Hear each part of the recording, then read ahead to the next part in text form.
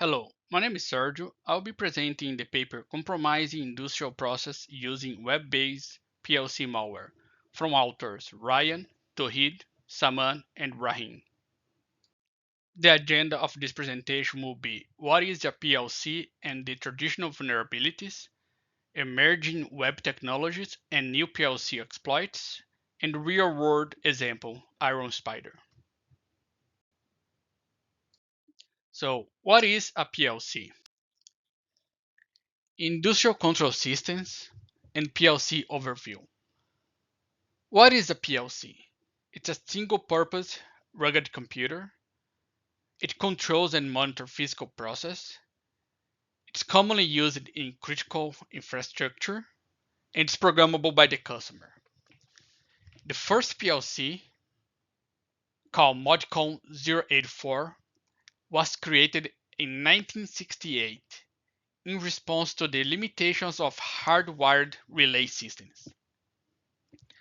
Today, PLCs are compact, powerful, and often merge with IoT and AI technologies. Programmable logic controllers are programmed using specific language standards under IEC 61113.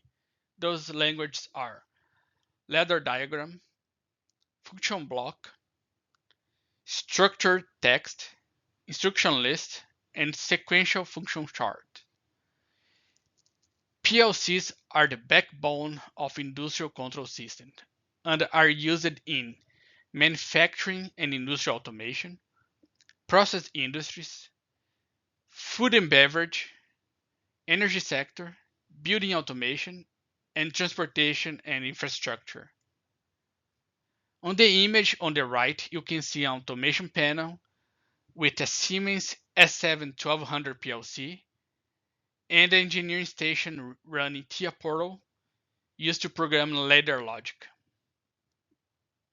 Summarizing, PLC is a rugged, single-purpose computer that acquires sensor data, execute control logic, and control physical actuators. Traditional PLC threat model. On a PLC, we have the firmware that is created by the vendors, sometimes third-party partners as well. And then on top of that, we have the control logic that's created by the customer. So basically, we have two layers of attack: the control logic, malware, that can modify user programmable control logic. As an example, we did that on the mini project 1 and mini project 2, where we created ladder logic bombs. And then on the lower level, we have firmware malwares. It's outer low-level firmware. Limitations. It requires physical or direct network access. And often it's platform specific and isolated to industrial networks. It can be very effective, like the Stuxnet case showed, but it required a lot of resource to create malware like Stuxnet. Traditional PLC threat model. Like I mentioned, there's two layers: control logic malware and firmware malware. For the control logic malware, it runs in user code sandbox, easy to access inputs and outputs, simpler to deploy, but straightforward to detect. Firmware malware, implemented closer to hardware, high level of device control, difficult to detect, but on the other hand, challenging to deploy. Some examples of control logic malwares: Stuxnet, which is probably the most famous and successful ICS malware to date. It showed that security by obscurity model was no longer a valid approach. Stuxnet targets Siemens Step 7 PLCs, controlling centrifuge motors used for uranium enrichment by the Iranian government. It was successful on destroying over 1,000 centrifuges. Other example is ladder logic bomb. Again, we did that on mini project 1 and mini project 2. Other examples are logic locker, PLC blaster, and ICS Brock. On the firmware side, there's less malwares because it's more challenging to deploy firmware malware. So we do have Harvard and During as examples. Paramodel. The Purdue Enterprise Reference Architecture separates devices into functionality distinct layers. Network segregation prevents untrusted devices from having direct access to controllers. So network segregation is the primary defense to prevent attacker access to PLC. Makes firmware and control logic malware challenging to deploy. It forces the malware to operate autonomously, like the famous Stuxnet did. Firmware and control logic malware in the paramodel. If an attacker has network access to the business network on level 3, he can deploy the malware on the industrial network. If an attacker has physical access to the industrial network, he can deploy the malware directly on the PLC via USB device, for example. Example of infections. Attacker can push malicious control logic program with logic bomb in it, similar to what we did on mini projects 1 and 2. An attacker can also perform a man-in-the-middle attack using RP or DNS spoofing. Generally speaking, those infections require privileged access and compromised credentials or no vulnerabilities. That was it for what is a PLC and the traditional vulnerabilities. Now I'm going to talk about emerging web technologies and the new PLC exploits. Emergence of web-based PLC malware. Modern PLCs now includes embedded web servers. It provides web-based management and HMI dashboards. It provides a new attack surface, exploitable via standard web protocols like HTTP, HTTPS, and JavaScript. Can be attacked remotely from the public internet. On the image, you can see the PLC that is also a web server, and you can also see a HMI screen that is also a web browser.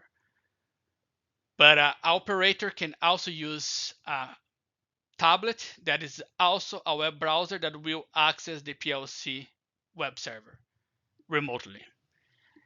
And operators in a central location can also remotely access the web server on the PLC. So in practice, this web content is consumed by many devices in the ICS facility. If we revisit the threat model, we are now claiming that there is a third layer. In addition to firmware and control logic, there is now a web application layer. The web front end is hosted by the PLC but is downloaded and executed via the browser by other devices. We have seen examples of what happens when the firmware or control logic is infected. Now we'll see what happens if the web application layer is infected. Web-based malware infection lifecycle. We know there's two levels, physical and network. Now we are adding the web access with the intention of hijacking the HMI via cross-origin web vulnerabilities. So initial infection, how this can happen. On IT, there's domain sandboxing to enforce origin isolation. It does not happen on OT. Usually on ICS, both vendor admin pages and the customer HMI page have the same web origin, meaning the same scheme, hostname, and port, which means they're effectively the same website. So compromise one, give access to the other. Persistence. The malware JavaScript only executes while the page is actively being rendered in the browser. So it needs to detach from the infected page, and service workers are a great way of doing it because it allows JavaScript code to borrow into the browser cache and execute independently of the web page. It allows the firmware to survive software update and even hardware replacement because it caches on the client device. Malicious activities. What can be done once the attacker gets control of the HMI? It can directly overwrite I/O values. It can abuse web-based HMI inputs, change set points and safety settings, fabricate or spoof the web-based HMI display, and update admin settings like modify on-device firewall to allow rogue connections, and modify the use management, create new backdoor user. It can also enable real-time exfiltration. Often client devices on the perimeter are dual-homed, meaning they have access to the industrial network and the internet. For example, an operator handling web-based HMIs and check his email. This gives the malware opportunities to talk with the outside world.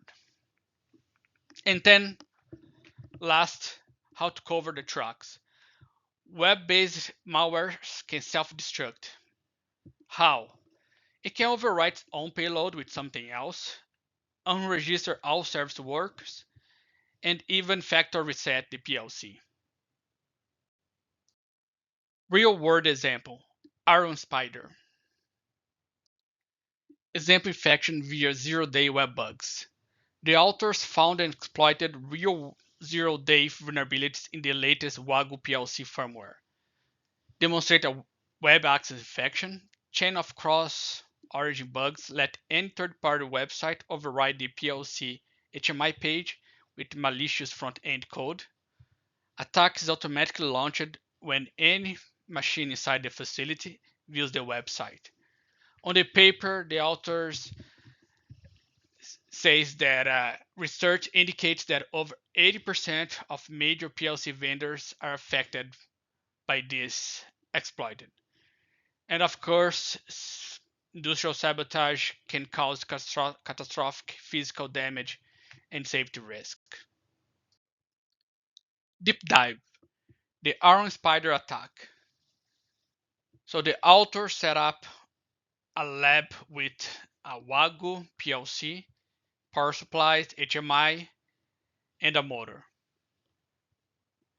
The attacker on the public internet used a zero-day exploit on the Wagyu PLC to deploy the malicious JavaScript malware directly to the PLC web server. The web server then rendered the payload to the local HMI, the remote HMI, and the engineering workstation. The attack then spoofed the admin portal, spoofed the HMI screens, and set dangerous high speed for the motor. So the malware was deployed when the operator looked at the infected ad banner.